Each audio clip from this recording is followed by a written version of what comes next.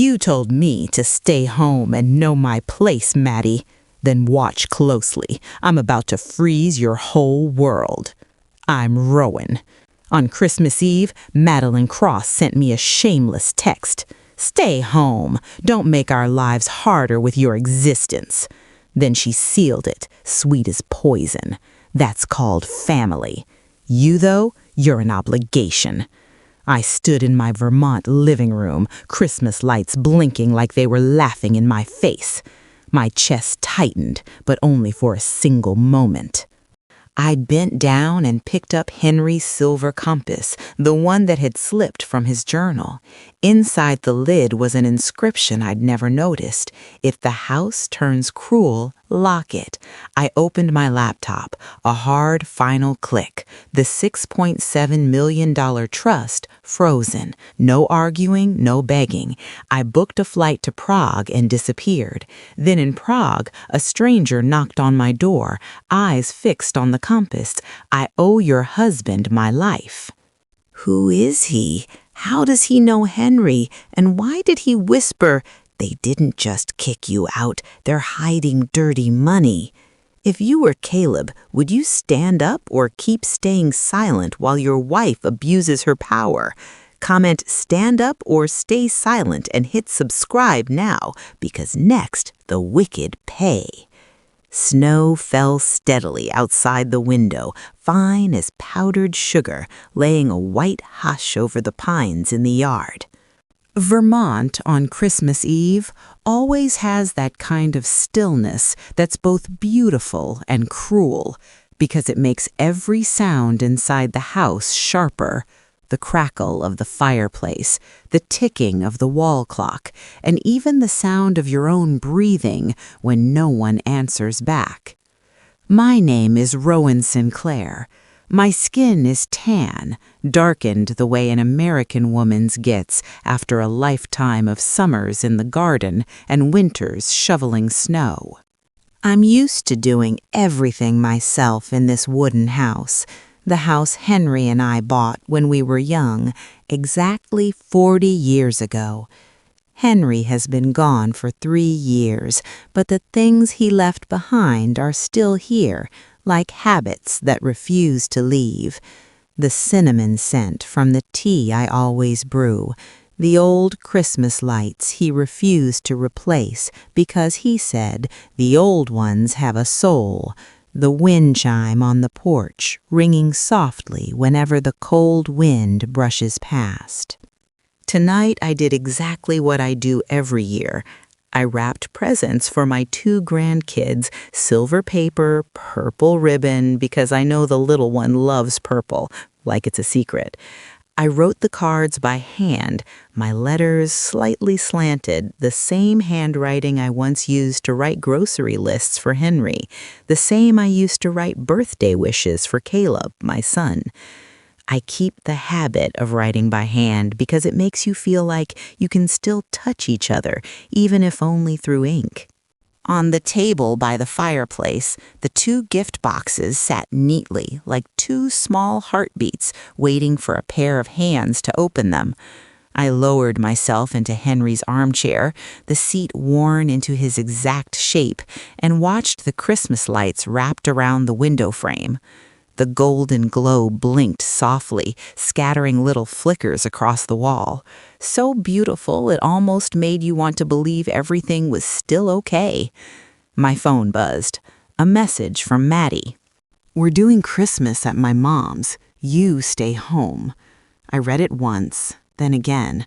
My eyes stopped on the words "you stay home" the way they stop on a door slamming shut. No apology, no explanation, not even my name. Just an order, clean and cold and efficient, exactly the way Maddie always did everything, smiling at the right moment, saying the right line, and still making everyone wonder if they were being a burden. My heart stung like someone pressed hard on an old bruise.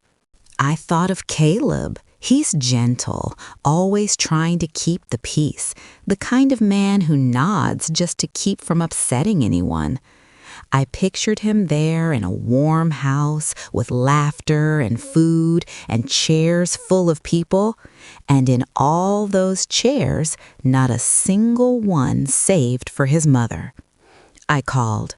Maddie answered quickly, her voice sounding like she was standing in a bright kitchen, hands busy, eyes already checking the time. "Maddie," I said, forcing my voice to stay soft, the way I always tried with anything that involved my son. "I can bring the pie early. I just want to—" She cut me off, not raising her voice, but every word thin as a blade. "Don't make our lives harder with your existence." The air in my kitchen turned cold in an instant, even though the fire still burned. I felt the blood drain from my ears, the world going painfully clear. I opened my mouth, but no sound could find its way out. Maddie spoke again, a shade gentler, as if she were explaining something obvious. "That's called family. You, though, you're an obligation." Obligation? The word hit my floor like a metal spoon dropped on tile, a dry, sharp clink that no one bothered to pick up. I stared at my own dim reflection in the phone screen, a woman standing in a 40-year home, surrounded by the furniture of a whole marriage, and being called an obligation like a bill coming due. The call ended. Maddie didn't wait for me to say anything else. I kept holding the phone as if I were holding a thin piece of ice that had just cut my skin. I turned back to the 2 gift boxes on the table. For a few seconds, I thought I would fold. I thought I would cry. But what rose first was a numbness, as if my dignity inside me was standing up, brushing itself off and staring straight at the truth. I pulled open the drawer beside the fireplace and placed the gifts inside slowly, the way you put away a part of yourself. I wrapped gifts like an idiot because I still believed I was home to those kids. I said it out loud, and the room answered with a thick silence. I rested my forehead on the edge of the drawer, closed my eyes, and pictured Henry somewhere in the shadowed corners of the house, hands in his pockets, looking at me with the same eyes he used to give me whenever life hurt me. Henry. I got kicked out of my own family name. I sat up straight. My hands were still trembling, but it wasn't fear anymore. I walked to the dining table, where Henry used to set his laptop whenever he checked the bills. I opened it. The screen lit up, that cold blue glow washing over my face like an artificial moonlight. I logged into the trust account, the one Henry created and told me to guard in case one day this house stops being kind. The words appeared clearly right in front of me. Sole trustee, Rowan Sinclair. I stared at it long enough to hear the clock beating inside my chest. Then I lifted my hand, placed my finger on the freeze button, and felt the whole house holding its breath, waiting for what I would do next. The laptop screen cast a cold light across my face, enough to show every fine line around my eyes, the marks of time I used to think I could ignore by staying busy.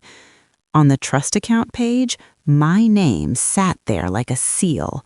Sole trustee Rowan Sinclair. I could still hear the fireplace behind me crackling, but inside me, a door had just closed, neatly, frighteningly. I moved the cursor to the freeze button. My finger paused for a beat, not because I was hesitating, but because I was staring straight at what Henry once told me. A boundary is not decoration. A boundary is how you keep your dignity. I clicked. A dry, decisive click rang out in the quiet kitchen, sharp as a blade tapping glass. I murmured as if speaking to myself, and also to Henry wherever he lived in my memory. I'm not freezing money, I'm freezing greed. The sentence dropped into the house like an oath needing no witnesses. On the screen, the status flipped to frozen, cold, absolute non-negotiable. My phone buzzed right after Maddie's call, lighting up the display. I looked at that name for another beat, then answered. Her voice came fast, sharp, like someone who just had something ripped from her grip. You froze 6.7 million over one Christmas dinner. I could hear her breath coming hard, as if one more push would shatter the story she'd been holding together. I watched the Christmas lights reflected on my phone screen, tiny points of light, trembling as if to taunt me, and I replied slowly, no. I froze. 6.7 million because you froze kindness. On the other end, Maddie went silent for a beat, a silence that smelled like shock. Then she shifted into another voice, half growl, half pleading, as if changing her tone would change my mind. I didn't say anything else. I ended the call. I set my phone face down on the counter, hearing a very soft tap that still felt like the final latch on a door. In that moment, I realized the feeling of "you can't reach me anymore" wasn't revenge, it was self-defense. It was the first time I chose myself without asking anyone's permission. I stood up and opened the cabinet for my small brown suitcase, the one Henry used to roll through airports for work trips, the handle worn smooth by years. I packed a few warm outfits, gloves, an old scarf, then slipped Henry's travel journal into the outer pocket where it would be easiest to reach. When my fingers touched the scuffed leather cover, the scent of old paper and time rose up, and my throat tightened, as if Henry were reminding me the world was still wide and I had waited too long. I opened my browser and typed Prague. Photos filled the screen, snow-capped rooftops, glowing squares, a towering Christmas tree, cobblestone streets that looked like a film set. I chose a flight departing in 48 hours. My finger hit confirm, lighter than I expected, maybe because the real decision had been made the moment Maddie called me an obligation. The confirmation email appeared. I looked at the departure time, then closed the laptop, letting the house return to its warm yellow light and the sound of wind. I walked to the mirror by the front door and looked at myself. A tan-skinned American woman, hair threaded with gray, eyes still red from that sting, but my spine a little straighter. I told myself, Rowan Sinclair, you are not anyone's extra chair. That night, I posted a photo. Not a photo of my house, not a photo of gifts, not a photo of anything that would make me look like I was begging for pity. Just a frame at the airport, me standing beside a silver-haired man, only half his face visible, enough to spark curiosity, enough to make people who were used to controlling me lose their balance. I wrote the caption, I chose myself. Within minutes, my screen kept lighting up, messages, calls, then more messages. I didn't read them right away. I let the phone lie there like a bell I no longer had to answer. But eventually, one line still slipped into my eyes, short, shameless, and greedy in its bluntness. Maddie texted, "That money is mine." I laughed softly, a cold little sound, and then my eyes suddenly wet. Not because of her, but because I had just understood. Someone had been looking at me for years, and all they saw was an account. I lifted my finger toward the reply box, paused, and right then my phone buzzed again, as if Christmas night still wasn't done with me. I wasn't there, but I saw everything through a screen. And sometimes a screen is crueler than your own eyes because it gives you the chance to rewind humiliation until it carves itself into bone. That night, as I had just closed my suitcase across town, Vivian Cross's house glowed like a Christmas postcard. Lights hung in straight lines, garlands placed exactly right, everything polished enough to make you believe it was filled with nothing but laughter. Vivian stood in the center of the living room like a hostess who had long mastered controlling the air. She lifted her wine glass, her voice carrying just enough for everyone to hear, just enough to sound like an innocent remark. "Rowan likes being alone. Don't bother." The sentence fell so lightly, then rolled away like a small pebble, but it was enough to make people change the way they looked at me without needing any more proof. Maddie stood beside her mother, hands smoothing the tablecloth, smiling the way she always smiled when she wanted the room on her side. She added a line as if it were a joke with a blade hidden under sugar. "She's always so dramatic." The whole room laughed. The laughter didn't explode, it spread thin, a polite ripple, the kind of laughter people use to agree without taking responsibility. Someone asked, "Is Rowan mad?" Vivian shrugged. "She's always like that." Maddie nodded as if she were enduring a difficult woman, as if I was the reason the holiday felt heavy. The looks passed between people like pre-signed papers. They signed on to a new story about me, a convenient story, a story that made Maddie the kind one being bothered. In the shaky frame, the kids ran past Christmas music, still playing, plates of food moving from hand to hand. Then the lens drifted toward a corner where Caleb stood with a plate in his hands. My son. Caleb Sinclair. The boy I used to carry on my hip while my other hand held a bag of groceries. The boy I used to rock to sleep with a voice gone rough from working all day. In the video, Caleb didn't laugh and he didn't object. His eyes stayed on the floor as if the floor was the safest place to hide. The moment Vivian said my name, Caleb lifted his gaze just a little, then lowered it again. Maddie said dramatic. The room laughed, and Caleb swallowed hard, his jaw tightening. And then he stayed quiet.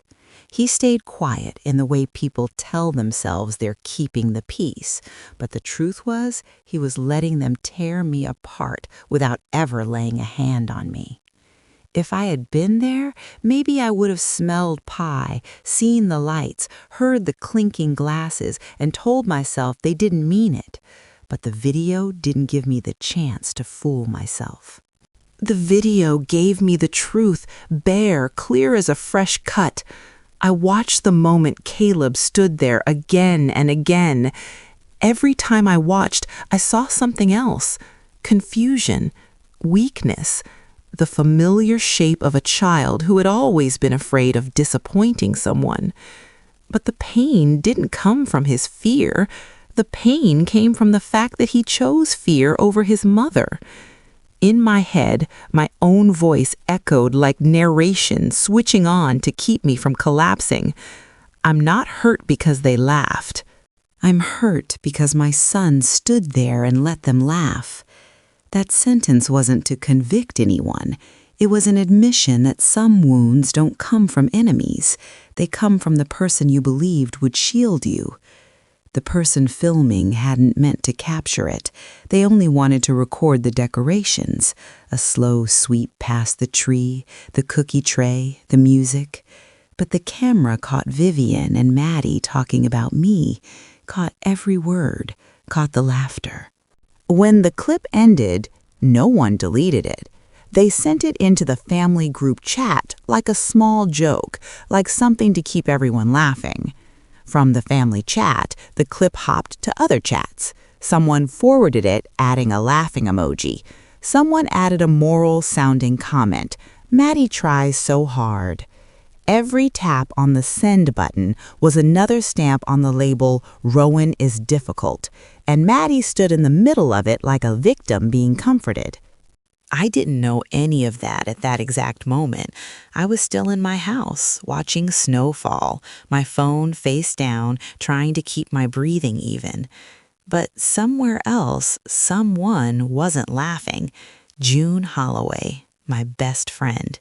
June saw the clip, saw Caleb, saw Vivian, and saw me being turned into a story people could snack on at a party. June didn't argue in the group chat. She took screenshots, saved the file, then texted me one line, short and sharp as a knife. "Rowan, I'm sorry. But you have to see this." Prague met me with a cold that cut into skin and a kind of antique golden light, as if the whole city were lit by candles. I pulled my suitcase through the hotel lobby, listening to the wheels roll over stone, telling myself I was doing the right thing, leaving the place where I'd been treated like an extra chair. But the moment the door to my room closed, the quiet dropped on me so heavy I could hear my own heartbeat lose its rhythm. My phone buzzed. June's message was still there, like a stain that wouldn't wash out. "Rowan, I'm sorry, but you have to see this." I sat on the edge of the bed and opened the clip. The screen lit up and laughter spilled out like cold water. I saw Vivian. I saw Maddie. I saw that warm room where I was rewritten into the woman who likes being alone. I heard the word dramatic slip from Maddie's mouth, heard the polite laughter cover it like snow covering footprints. Then the camera slid to Caleb. My son stood there, eyes lowered, the plate in his hands like an excuse to stay busy to avoid choosing. I watched that moment, and it felt like someone squeezed my ribs, not once, but on every beat, steady, patient, until I couldn't find the right place to breathe. I slid down to the floor, my back against the door, my hand still holding the phone. The video stayed bright, the voices kept moving, and I felt as if I vanished from my own body. The wooden floor was cold through my clothes, seeping into my knees, my hips, all the way up my spine. I sat there like someone who had dropped something that couldn't be picked up again, something that wasn't money, wasn't pride, but the belief that I still belonged. I stood and walked to the mirror in the bathroom. The white light drained my face, exposing the tired shadows under my eyes. I stared into my own eyes, the eyes that had looked at Henry one last time, that had watched Caleb grow, that had always told themselves to be strong, to be forgiving. In the mirror, I saw a woman who had aged quickly in the length of a single video. "I'm afraid I'll die and no one will notice." The words came out so softly they sounded like breath, but they made me shake. I wasn't afraid of dying alone. I was afraid of dying as someone erased from her own family story, turned into a punchline at a holiday party, remembered as an obligation, a nuisance, a smudge that could be wiped away. I went back into the room and turned off the screen, but the sound stayed in my head. I opened my bag and pulled out Henry's silver compass. The metal was cold in my palm, like a hard piece of ice. I flipped it open. The small inscription inside caught the light. "If the house turns cruel, lock it." I clenched it, my heart squeezing tight, not because of Maddie's words, but because Henry had seen this coming, as if he'd known there would be a day when I'd have to save myself. I pressed the compass to my chest, right over my heart, as if metal could stop the cracking inside. I thought of Caleb's voice, the way he stayed quiet, the way he chose peace over right. And then another sentence inside me stood up quiet and hard as stone. If Caleb won't choose his mother, then his mother will choose herself. I said it to the room, to myself, to Henry, and to Prague beyond the window humming under snow. I didn't say it to comfort myself. I said it like hammering a nail into a wall to hang a new boundary there, one I had delayed for too long. I had just set the compass down on the table by the bed when I heard a knock. 3 knocks, slow, firm, like someone who had thought a long time before daring to bother me. I stayed still for a few beats, staring at the door's peephole, my caution rising alongside my exhaustion. Who could know I was here? Who could find me at exactly this moment? A man's low voice came through the door, his English clear and polite, but threaded with tension. "Ma'am, that compass, where did you get it?" I opened the door a crack. The hotel hallway was a pale gold, and standing in front of me was a silver-haired man, tall, shoulders squared, eyes deep like he'd seen things he never spoke about. He looked past my shoulder, his gaze landing on the compass on the table as if it had just called his name. "My name is Graham Wilder," he said, then swallowed as if holding back an old emotion, "and I think I just saw something that belongs to a man named Henry Sinclair." Time seemed to stop. I heard Henry's name drop into Prague, into a strange hallway, into the middle of my collapse, and cold ran through me. Graham lowered his voice as if the walls could listen. Henry Sinclair saved my life. Before I could ask a single question, he leaned in closer, his eyes darkening. "And they're hiding something. It smells like money." Graham Wilder stood at my door like a man carrying news that could make even the walls listen. He didn't step in right away. His gaze kept landing on the compass on my table as if it were the only passport for this meeting. I opened the door wider, and when he entered, I noticed how he watched everything careful. Familiar with secrets, familiar with the things people usually hide behind sweet words. "I'm sorry to bother you," Graham said, his voice low, weighted with a kind of experience that doesn't come from comfort, but I couldn't ignore seeing that compass. I didn't answer at once. Henry's name was still echoing in my head like a bell. I only nodded, pulled out a chair, and offered him a seat, my eyes still fixed on his hands, the callus on his thumb, the wedding band worn dull as if he too had carried loss through many winters. Graham looked straight at me. "I heard you froze the trust." The way he said "heard" sent cold up my spine, as if my story had moved faster than my flight. I tightened my grip around my hot tea, steadying my breath. "I'm the sole trustee. I have the authority." Graham nodded slow. "I know. The problem is timing." He placed both hands on his knees and leaned forward slightly, like someone about to say something where one wrong word could drag consequences behind it.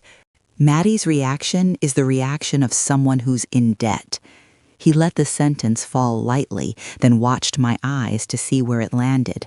I expected anger, but what rose instead was a chill, like smelling smoke in a house that was supposed to be safe. "I don't understand," I said, and my voice sounded rougher than I wanted. Graham didn't answer right away. He glanced toward the window where Prague still glowed gold outside, then turned back. "I don't have enough yet to tell you everything, but I have enough to warn you. If you unfreeze that 6.7 million right now, you could accidentally legitimize what they're doing." The word legitimize dried my throat as if a single click could turn me into an accomplice. I looked at the compass, at the inscription. "If the house turns cruel, lock it." Then back at Graham. "You know what they're doing." Graham replied, "I suspect and I see signs, but I don't invent things. I only ask the right questions." He reached into his coat and pulled out a carefully folded piece of paper, placing it on the table beside the compass. "You brought Henry's journal with you, didn't you?" I touched the paper. The edges were yellowed, and the handwriting was so familiar. My heart clenched.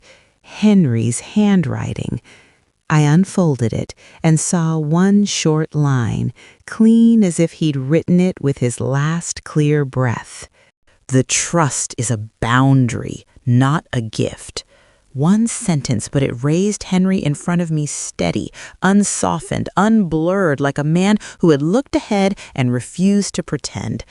I choked on air, my lips trembling. He knew one day I'd be pushed out. I hadn't meant to cry, but my eyes burned, not because I was weak, but because Henry had loved me by building me an exit, not an escape route, a survival route. Graham watched me a moment, then spoke slowly. Henry didn't build that trust so someone could own you. Henry built it so you wouldn't be turned into a tool. My phone started vibrating hard. Maddie's name flashed like a spark. I answered, and her voice came pouring out, broken, screaming like a woman who had just lost control. "You ruined my life!" I heard her breath snapping and something clattering at her end, as if their house was tipping. I looked at Graham, then back at the screen, and I said it straight. "Are you afraid of losing me, or are you afraid of losing 6.7 million? The line went dead silent. Then Maddie forced out a laugh that sounded off its track. "Who do you think you are to do this to me? That's my family's money." That sentence turned everything in me colder than Prague snow because it confirmed what Graham had planted. She didn't call it Henry's trust. She called it my money. I ended the call. In the room, the quiet returned, but it was the kind of quiet with teeth, like a machine running under the floor. Graham stood up and adjusted his collar, his eyes hardening. "I have to go back to the States and get the thing that will bring them down." He stepped toward the door, then turned to look at me again, lowering his voice, each word like a nail driven in. "But you have to promise you won't soften." I didn't have time to answer. His hand was already on the doorknob, and his question hung in the air between us like a wire pulled tight across my heart. Caleb appeared in front of me in Prague like a man who had just run straight through his own cowardice. His coat still held the damp bite of cold air. His hair was messy from rushing. His eyes were red like he hadn't slept. I looked at my son, and for a second, the little boy I once knew overlapped the grown man standing here, the same eyes that always dropped when he was forced to choose. "Mom," Caleb said, his voice rough, as if that word had been stuck in his throat for the entire flight. I was wrong. That apology should have softened me, should have pulled me back into the role of the gentle mother who forgives, but it shattered something else inside me instead. I remembered him in the video, the plate in his hands, his eyes on the floor, letting them laugh at my name. I remembered that paper-thin laughter, and I saw Maddie's face saying, "dramatic," like she was throwing water in my face. I stepped a little closer, close enough that Caleb couldn't dodge my eyes. "You were wrong because you stayed silent, and silence is choosing a side." I said it slowly, not needing to raise my voice because I wanted him to hear every word the way he heard his own heart. Caleb swallowed hard, his lips trembling. "I thought I was keeping the peace." I held his gaze. "Keeping the peace for who? For your mother, or for the person turning your mother into a joke?" Caleb blinked, tears rising, then pulling back as if he was trying to keep the image of a grown man, but the truth was dragging him toward the place he'd been hiding for years. We sat in a corner of the hotel lobby where people passed without noticing, where my family's story opened in a city that didn't belong to us. Caleb reached out a hand, then pulled it back like touching me would break me further. "Mom, I called you 100 times. You didn't answer. I panicked." I nodded once. "You needed to panic to get here, didn't you?" Caleb dropped his head. "I saw the clip. I heard them talk about you. I stood there and I acted like I didn't hear." That line finally came out with the weight it deserved. I answered, my voice cold and clear. "I'm not hurt because they laughed. I'm hurt because you stood there and let them laugh." Caleb drew a deep breath. Then, like he couldn't carry it anymore, the truth poured out. "We're stuck. Debt is crushing us. The mortgage is late. The bank keeps calling." Caleb looked at me, his eyes full of shame and fear. "Maddie hid it from you. She was afraid if you knew you'd think we were incompetent. I heard him, and a piece of Graham's warning clicked into place, the reaction of someone in debt. I didn't ask for numbers, I asked for character. Christmas doesn't lack chairs, Christmas lacks decency. My words made Caleb flinch like a slap because it reminded him this had never been only about money. Caleb shook his head, voice choking. I let you get turned into a joke just because I was afraid Maddie would get mad, afraid Vivian would be offended, afraid our house would get loud. I looked at my son and saw him opening his eyes for the first time, opening them at the most painful place. I don't need your pity. I need you to stand straight. I said it, and I watched Caleb's shoulders lift a little, like a man remembering his spine exists for a reason. Caleb wiped his face, trying to force a smile that didn't become one. Mom, I don't know where to start. I tilted my head. Start by telling the truth to me, to yourself, then to Maddie. And remember, if you choose silence one more time, you will be choosing the same side that kicked your mother out of Christmas. Caleb stared out through the glass, Prague moving past like a film, then turned back, his eyes darkening as if he had remembered a sentence that shamed him so deeply he wanted to vanish. He spoke very softly, but each word fell onto the table like stone. Mom, Maddie said, the $6.7 million trust is my wife's money. I came back to America like a woman stepping into her own ashes, no longer trembling, but no longer carrying illusions either. Caleb walked beside me, quieter than usual, as if he was teaching himself to breathe with a new chest, the chest of a man who had to take responsibility. When the car stopped in front of the house, I looked at the familiar steps and understood that this time I wasn't returning to beg for a seat. The door flew open before I could touch the bell.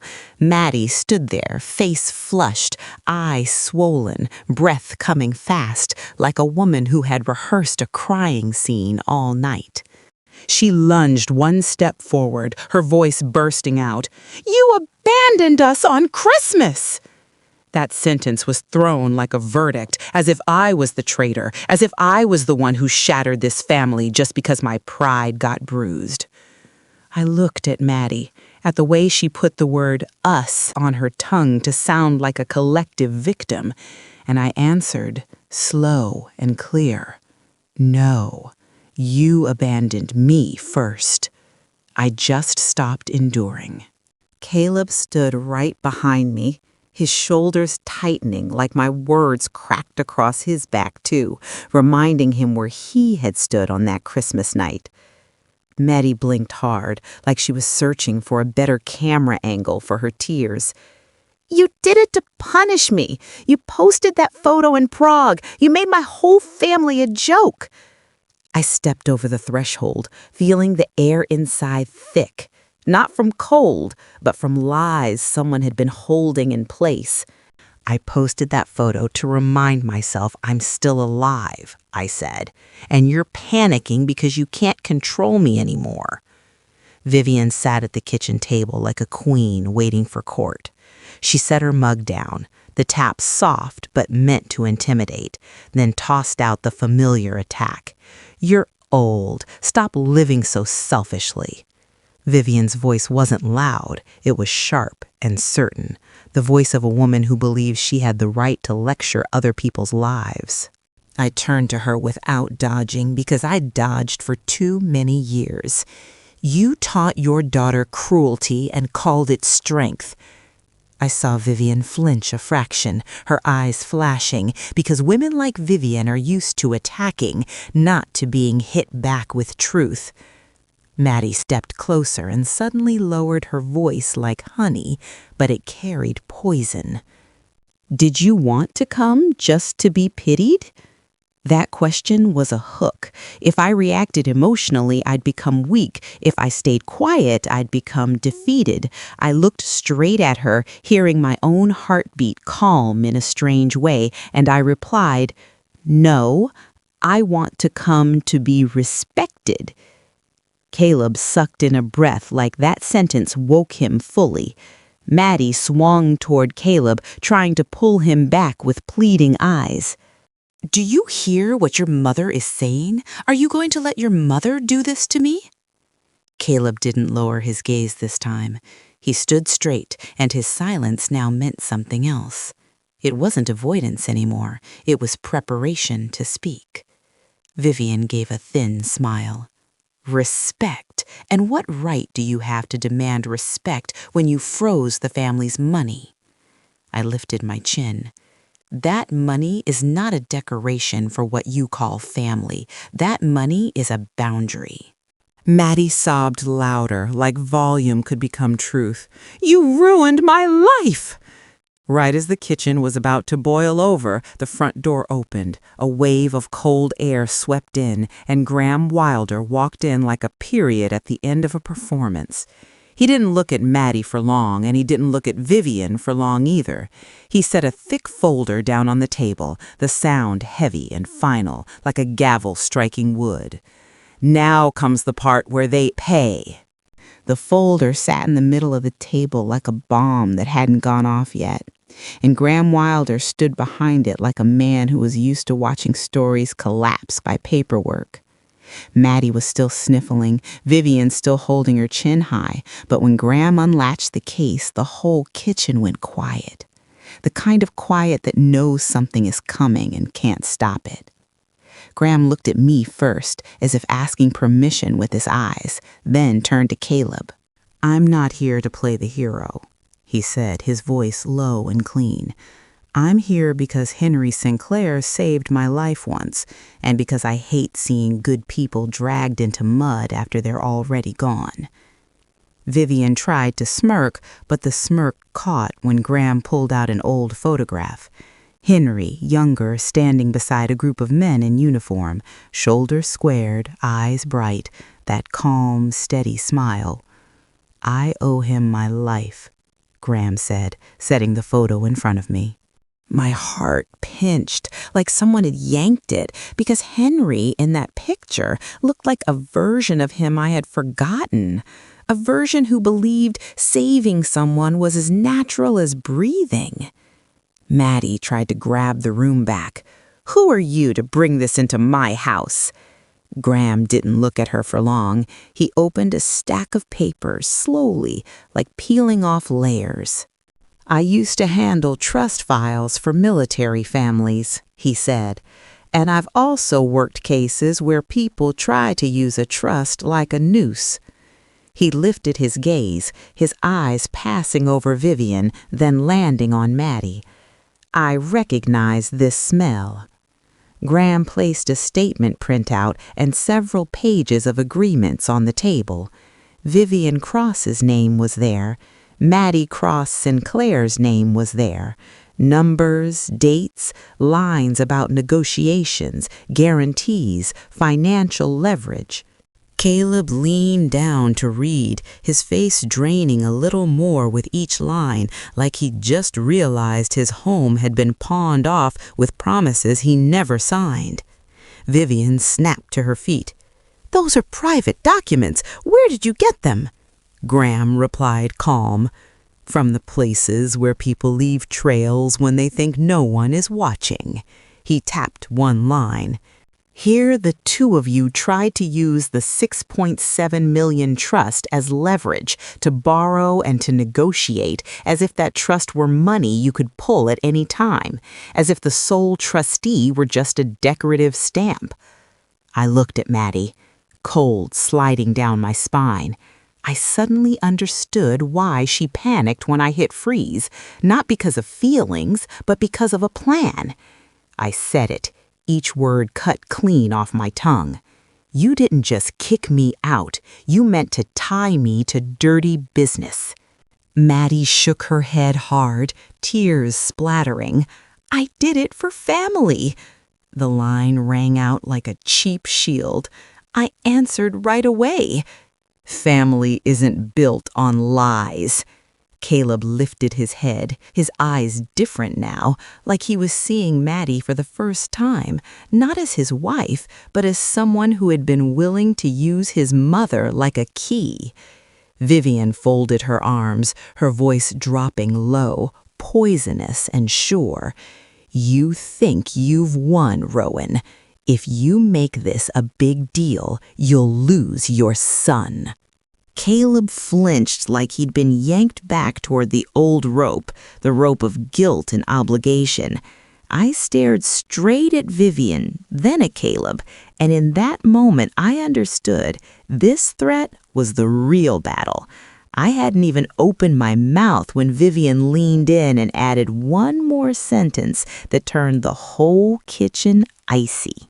Vivian stood close to the table, her eyes sharp as blades, the threat she had just thrown still hanging in the kitchen. Maddie looked back and forth like she was weighing whether to keep acting or to run.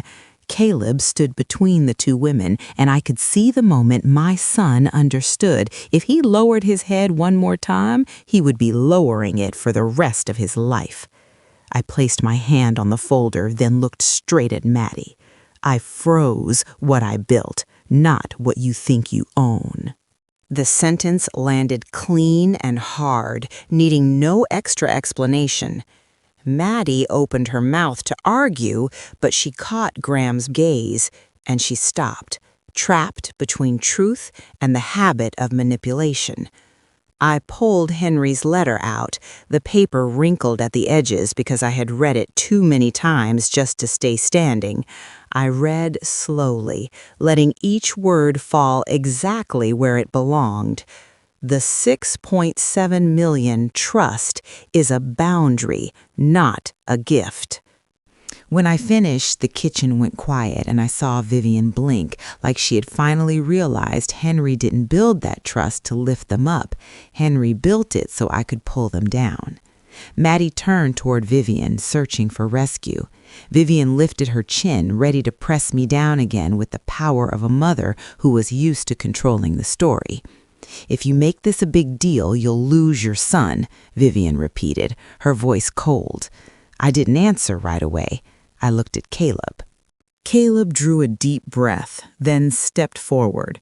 His shoulders were straight, his eyes didn't dodge anymore, and when he spoke, his voice wasn't soft the way it usually was. It had a hard line in it, like a rope pulled tight to its limit. Caleb turned to Maddie. You lied to all of them to turn my mother into an outsider. Maddie's mouth fell open, her eyes widening. I was just trying to avoid trouble. Caleb cut her off. You were trying to avoid trouble for you by pushing my mother out of this family. Maddie stumbled back, breathing fast like her victim costume had been ripped off in the middle of the stage.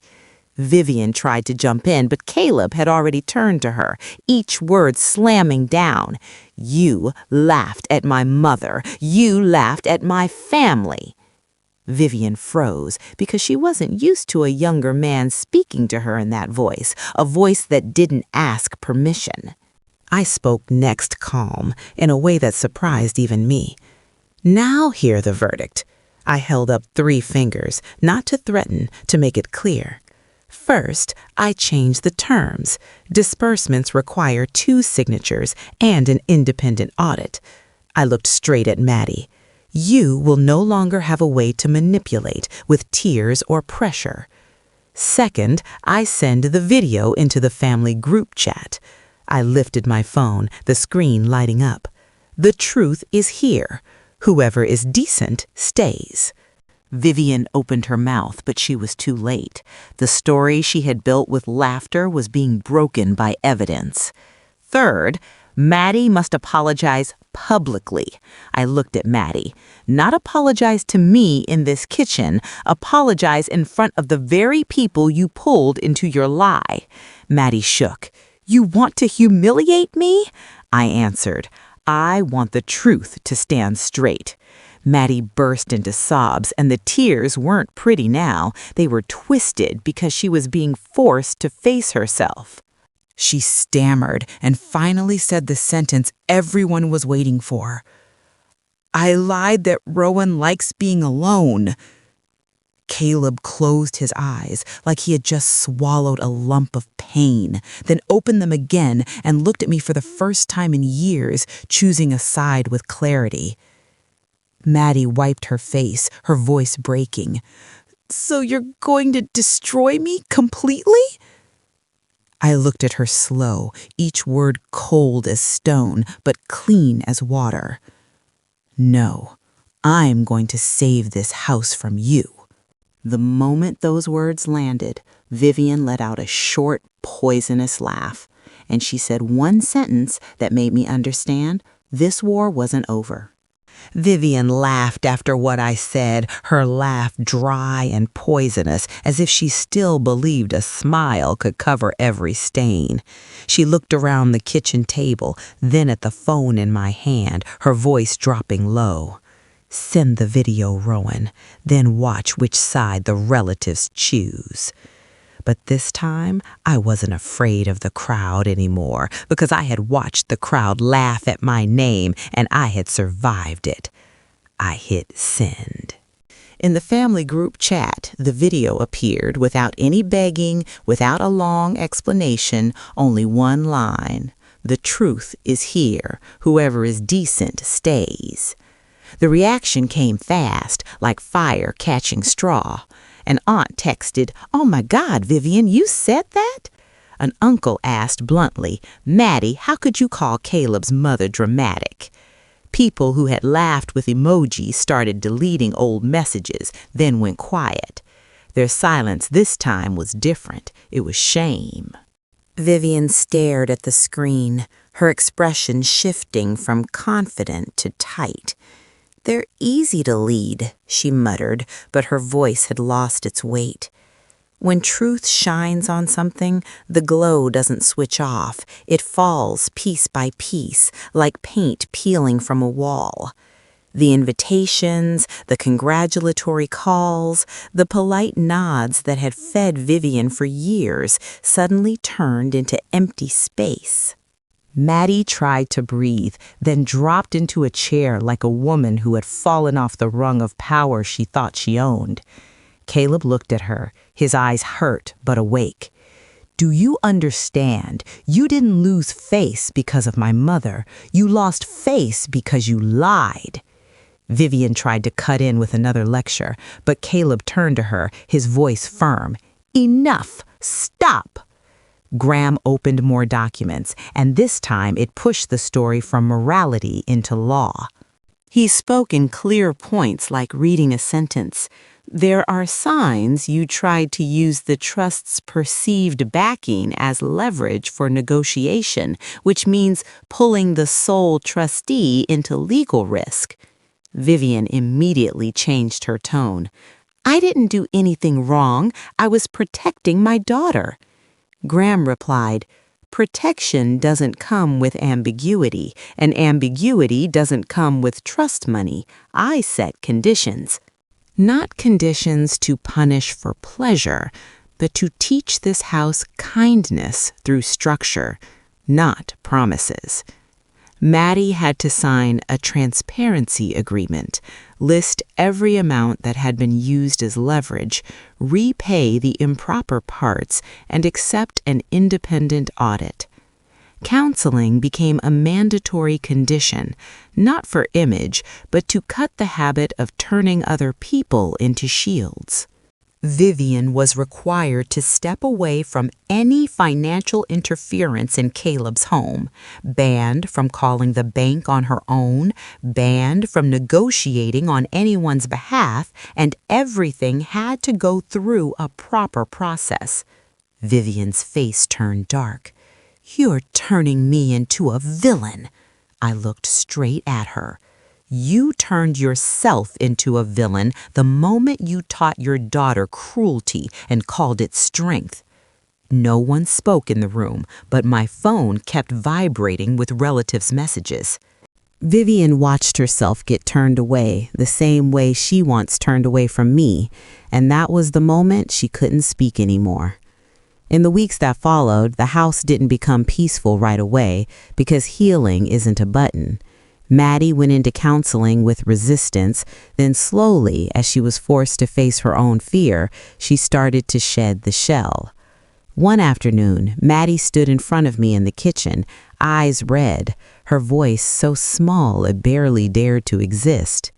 Rowan, I'm sorry.